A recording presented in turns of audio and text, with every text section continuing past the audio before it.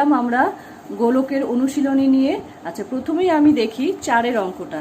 দেখো কি বলেছে, 28 সেমি দৈর্ঘ্যের ব্যাস বিশিষ্ট একটি নিরেট গোলক জলে সম্পূর্ণভাবে নিমজ্জিত করলে যে পরিমাণ জল অপসারিত করবে তার নির্ণয় করো। তো এখানে আমাকে গোলকের কি মাপতে হবে? আচ্ছা, একটু আর্কিমিডিসের সূত্রটা মনে করো। দেখো সেখানে বলা ছিল যে কোনো বস্তুকে যখন এরকম জলে নিমজ্জিত করা হবে তখন বস্তুটি তার সমায়তনের জল অপসারিত করবে। তার মানে কতটা জল অপসারিত করলো সেটার উত্তর হচ্ছে যে গোলকটার যেটা আয়তন সেই জল অপসারিত করলো।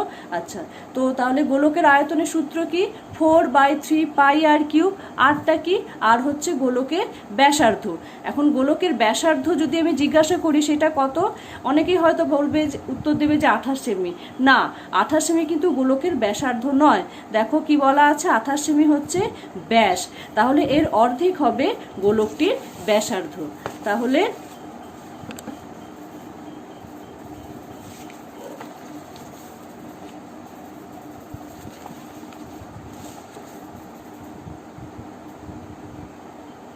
তাহলে গোলকটি ব্যাসার্ধ সেটা হচ্ছে কত? 28 সেমি হচ্ছে ব্যাস, তাহলে তার অর্ধেক এত সেমি, 14 সেমি। ঠিক আছে, ব্যাসার্ধকে তোমরা আর দিয়ে লিখতে পারো। আচ্ছা, তাহলে গোলকটির আয়তন কি হবে? 4/3 পাই আর কিউব। ঠিক আছে, তাহলে 4/3। আচ্ছা, পাইয়ের জায়গায় আমরা 22/7 অনেক সময় লিখি ক্যালকুলেশনের জন্য, কিন্তু এই প্রসঙ্গে আমি একটা কথা বলে দিই, পাইয়ের এক্স্যাক্ট ভ্যালু কিন্তু কখনোই 22/7 নয়। এটা সম্পূর্ণ ভুল ধারণা। পাই হচ্ছে একটা অমূলদ সংখ্যা। তাহলে পাইয়ের আর 22/7 যাকে কিনা p/q আকারে লেখা হচ্ছে সেটা হচ্ছে একটা মূলদ সংখ্যা। একটা অমূলদ সংখ্যা নিশ্চয়ই একটা মূলদ সংখ্যার সাথে সমান হতে পারে না। তাহলে আমরা পাইয়ের জায়গায় 22/7 কেন লিখি? এই কারণে, কারণ পাইয়ের খুব কাছাকাছি মান হচ্ছে 22/7। তো আমাদের হিসাবের সুবিধার্থে আমরা পাইয়ের জায়গায় 22/7 লিখি, কিন্তু সবসময় এটা মনে রাখতে হবে যে পাইয়ের এক্স্যাক্ট ভ্যালু কিন্তু 22/7 নয়। তো এখানে আমরা পাইয়ের জায়গায় 22/7 লিখছি। আর আর কিউব মানে হচ্ছে 14 কিউব, এত ঘন সেমি। তাহলে 4/3 22/7, 14 কিউব মানে 14 × 14 × 14, এত ঘন সেমি। তাহলে কি হচ্ছে? 7 × 2 = 14। তাহলে উপরে কত হচ্ছে? উপরে 4 × 22 × 2 × 14 × 14। তাহলে উপরে 4 × 2 = 8, 8 আর 22 হচ্ছে 176, তার সাথে 14 × 14, আর নিচে 3 একা আছে, এত ঘন সেমি। আচ্ছা, এটা ক্যালকুলেশন করে কি হবে এটা আমি আর নিজে করলাম না, এটা আমি তোমাদের টাস্ক দিলাম। এটা করে কত হচ্ছে তোমরা অবশ্যই করে দেখবে। ঠিক আছে, তাহলে 4 অঙ্কটা শেষ হয়ে গেল। যেটা হলো, আর একটা কথা বলি তোমরা কিন্তু অবশ্যই অঙ্কের শেষে উত্তর লিখবে। অর্থাৎ এটা যেটা এত ঘন সেমি বেরোলো, প্রশ্ন ছিল যে কতটা জল অপসারিত করবে, তাহলে উত্তর হবে যে এত ঘন সেমি জল অপসারিত করবে। আচ্ছা, নেক্সট আমরা চলে আসি 6 অঙ্কটায়। কি বলেছে দেখো, অর্ধগোলকাকৃতি একটি বাটি তৈরি করতে 127.2/7 বর্গ সেমি পাত লেগেছে। বাটিটির মুখের ব্যাসের দৈর্ঘ্য হিসাব করো। দেখো, একটা অর্ধগোলকাকৃতি বাটি, তাহলে তার নিচটা ফাঁকা। ঠিক আছে, তাহলে বাটিটা তৈরি করতে যে পাতটা লেগেছে সেটা শুধুমাত্র কোথায় লেগেছে? বক্রতলটা তৈরি করার জন্য লেগেছে। বক্রতলের ক্ষেত্রে একটা ফাঁপা বা ফাঁকা গোলকের, অর্ধগোলকের বক্রতলের ক্ষেত্রফল কি হবে না, পুরো যেটা গোলকের পুরো গোলকের যে ক্ষেত্রফলটা ছিল 4πr², তার অর্ধেক হবে, অর্থাৎ 2πr²।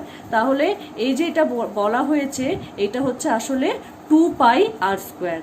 ঠিক আছে, তাহলে 2πr² = এইটা লিখবো, লিখে সেখান থেকে আর এর যে মানটা পাবো সেটা হবে বাটিটির ব্যাসার্ধ। তার ডবল করে দিলেই ব্যাসের দৈর্ঘ্য হয়ে যাবে।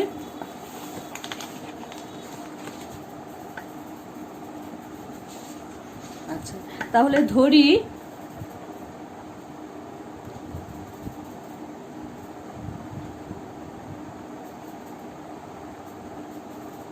অর্ধগোলকাকৃতি বাটির ব্যাসার্ধ আর সেমি। সুতরাং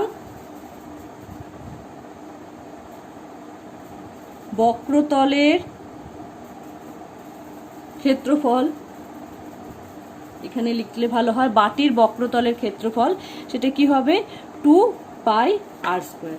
সুতরাং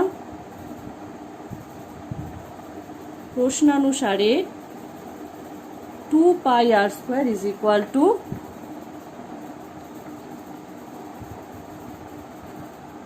আচ্ছা এখানে 2 পাই এর জায়গায় 22/7 লিখলাম, আর স্কোয়ার আর এটাকে ভাঙলে হয় 891/7, সেটা লিখলাম। আচ্ছা বোথ সাইড নিচে 7 7 ক্যান্সেল হয়ে গেল। আচ্ছা এদিকে দেখো, তাহলে আর square is equal to 891 into 2 into 22 ছিল, সেটা তলায় চলে এলো। আচ্ছা তাহলে এখানে হলো 11 দিয়ে কাটলাম, 11 দুগুণে 22, আর এটা হচ্ছে 81। So r square is equal to 81/4। তাহলে আর ইজ ইকুয়াল টু কি হবে, লবে 81 এর বর্গমূল 9 আর এখানে 4 এর বর্গমূল 2। So r is equal to 9/2। প্রশ্নটা ছিল বাটিটির মুখের ব্যাসের দৈর্ঘ্য কত হবে। এটা ব্যাসার্ধ বেরিয়েছে, সুতরাং বাটিটির মুখের ব্যাস কি হবে, এটা ডবল অর্থাৎ 2 ইন্টু 9/2 সেমি, 9 সেমি। নেক্সট আমরা আলোচনা করছি 9 অঙ্কটা। 3 সেমি, 4 সেমি ও 5 সেমি দৈর্ঘ্যের ব্যাসার্ধের 3টি নিরেট তামার গোলক গলিয়ে একটি নিরেট বড় গোলক তৈরি করা হলো। বড় গোলকটির ব্যাসার্ধের দৈর্ঘ্য কত? ঠিক আছে, তাহলে এই 3টি তামার গোলক গলিয়ে যেহেতু বড় গোলকটা তৈরি করা হলো, তাহলে এই 3টে গোলকের মোট আয়তন হচ্ছে বড় গোলকটার আয়তনের সাথে সমান। তাহলে আমাকে প্রথমে এই 3টে ছোট ছোট গোলকের আয়তন বের করে নিতে হয়। আচ্ছা প্রথম গোলকে, আচ্ছা তার আগে বলি গোলকের আয়তনের সূত্র কি, 4/3 পাই আর কিউ। আচ্ছা প্রথম গোলকের ব্যাসার্ধ হচ্ছে 3 সেমি, তাহলে প্রথম গোলকের আয়তন হবে 4/3 পাই আর কিউব, অর্থাৎ 3 কিউব ঘন সেমি। ঠিক আছে, দ্বিতীয় গোলকের ব্যাসার্ধ হচ্ছে, দ্বিতীয় গোলকের ব্যাসার্ধ 4 সেমি, তাহলে দ্বিতীয় গোলকের আয়তন 4/3 পাই আর কিউব ঘন সেমি। তৃতীয় গোলকের ব্যাসার্ধ 5 সেমি, তাই তৃতীয় গোলকের আয়তন 4/3 পাই 5 এর হোল কিউব ঘন সেমি। আচ্ছা এইগুলো গলিয়ে যে বড় গোলকটা তৈরি করা হলো, তার ব্যাসার্ধ যদি ক্যাপিটাল আর সেমি হয়, তাহলে তার আয়তন হচ্ছে 4/3 পাই ক্যাপিটাল আর কিউব ঘন সেমি। তাহলে প্রশ্নানুসারে কি হবে, এই 3টে আয়তনের সমষ্টি হচ্ছে এই আয়তনটা, কাজেই আমি লিখতে পারি 4/3 pi capital r cube is equal to এইটা প্লাস এইটা প্লাস এইটা।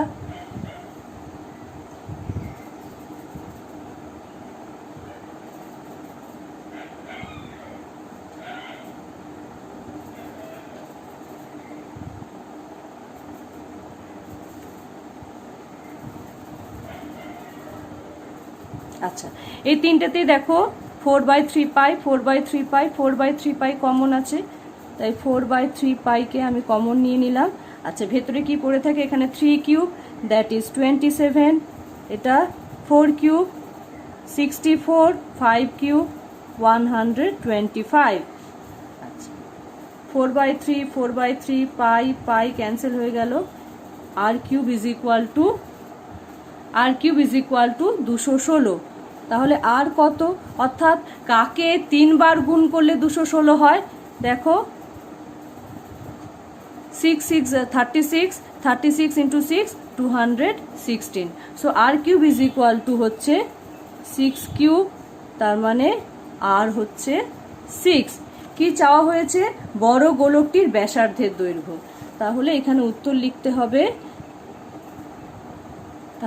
লিখতে হবে বড় গোলকটির ব্যাসার্ধের দৈর্ঘ্য 6 সেমি। নেক্সট একটা খুব ইন্টারেস্টিং অঙ্ক নিয়ে তোমাদের সাথে আলোচনা করি। 12 অঙ্কটা। একটি ধাতব গোলকের উপরিতল এমনভাবে কেটে নেওয়া হলো যে নতুন গোলকের বক্রতলের ক্ষেত্রফল আগের গোলকের ঠিক অর্ধেক হয়। তাহলে এইটুকু অংশ আগে আমরা ভালো করে বুঝে নিই। একটা ধাতব গোলকের উপরিতল কেটে নেওয়া হয়েছে। জাস্ট ভাবো একটা কমলা লেবু, ভাবো একটা গোলকাকৃতির একটা কমলা লেবু, তার উপরিতল কেটে নেওয়া হয়েছে মানে ভাবো তার খোলাটা বেশ মোটা ছিল, সেটা ছাড়িয়ে নেওয়া হয়েছে। হ্যাঁ, তো তাতে কি হয়েছে যে নতুন গোলকটা তৈরি হলো, মানে খোলাটা বেরিয়ে যাওয়ার পর, খোলাটাকে বাদ দিয়ে দেওয়ার পর যে লেবুটা পড়ে রইলো সেটা একটা গোলক আকৃতির। তো তার বক্রতলের ক্ষেত্রফল, নতুন গোলকের বক্রতলের ক্ষেত্রফল আগের গোলকের অর্থাৎ খোসা সমেত যে গোলকটা ছিল তার অর্ধেক হয়, কমে যাবে, তার অর্ধেক হয়।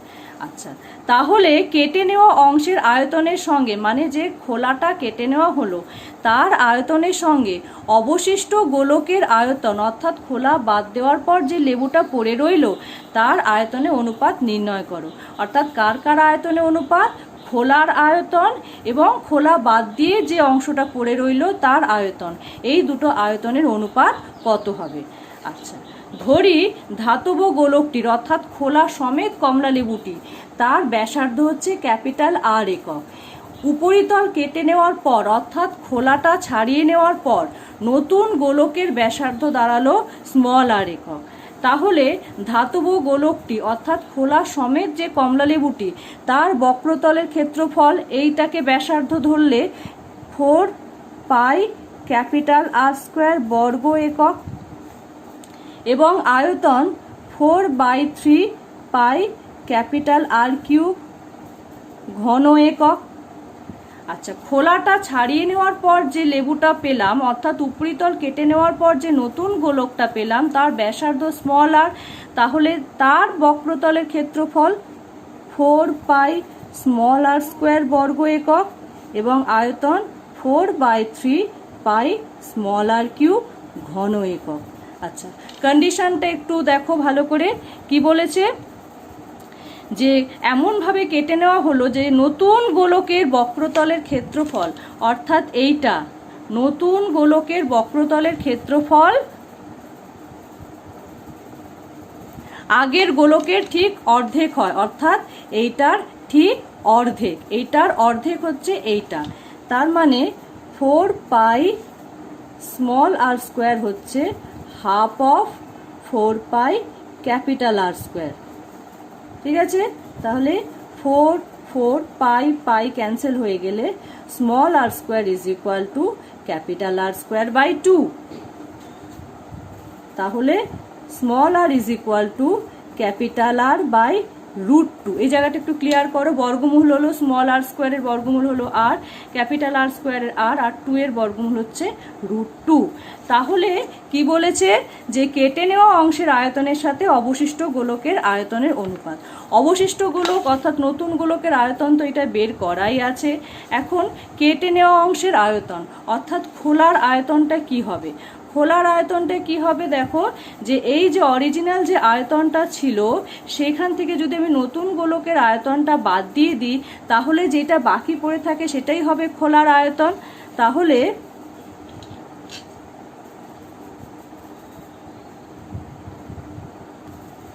তাহলে কেটে নেওয়া অংশের আয়তন হচ্ছে মূল যে গোলকটার আয়তন ছিল সেখান থেকে বিয়োগ হবে নতুন গোলকের আয়তন।